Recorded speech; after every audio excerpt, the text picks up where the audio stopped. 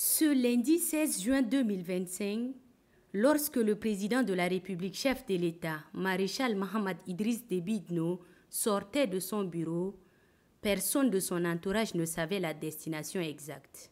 Nous avions été situés lorsque son cortège s'est immobilisé dans les locaux de la Caisse nationale des retraités civils du Tchad, CNRCT. Il était 7h30. Une descente surprise dont lui seul en détient le secret.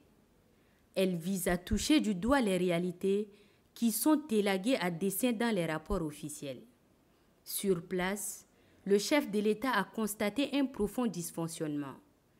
Accueil chaotique, absence de responsables à leur poste, à l'exception du chef de service juridique et des contentieux, lui aussi arrivé à la dernière minute, file d'attente interminable et surtout des témoignages déchirants. Des femmes et des hommes usés par l'âge qui attendent pour certains depuis l'aube.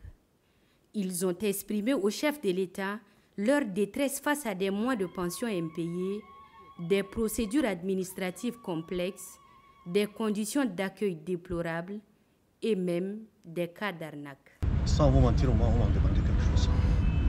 On vous a demandé, non? Oui, on m'a demandé. J'ai appris qu'on prend 60 000, 50 000 pour qu'on vous donne la boîte à l'argent. Est-ce que c'est vrai? Oui.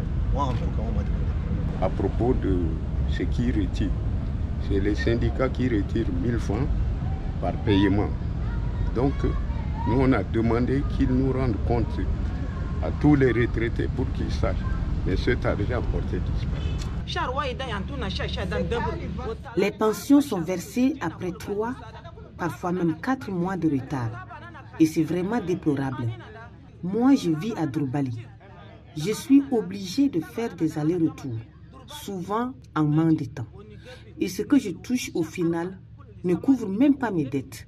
Nous demandons simplement un paiement mensuel de nos pensions. Ce que je reçois est vraiment dérisoire. Ça ne suffit que pour mes médicaments. Et pourtant, j'ai d'autres charges à gérer. Un paiement mensuel sans complications me soulagerait énormément. Pourtant, depuis plusieurs années, l'État s'est engagé à régulariser la situation des pensionnés. Sur un total de 26 milliards de francs CFA d'arriérés, 13 milliards, soit 50%, ont déjà été versés, fait remarquer le chef de l'État. Cette visite visait notamment à vérifier comment cette première tranche a été utilisée. Visiblement, la gestion de ces fonds soulève de nombreuses interrogations. Outré, le président de la République a instruit sur le champ qu'un contrôle soit diligenté par l'autorité indépendante de lutte contre la corruption AILC. Cette mission de contrôle, selon l'instruction du chef de l'État, doit démarrer dès aujourd'hui. Celle-ci devra dresser un rapport complet sur l'utilisation des 13 milliards déjà décaissés. Ce rapport conditionnera les prochaines décisions et le versement du reliquat, précise le président de la République. Peu avant de quitter les lieux, le chef de l'État a tenu à rassurer les retraités.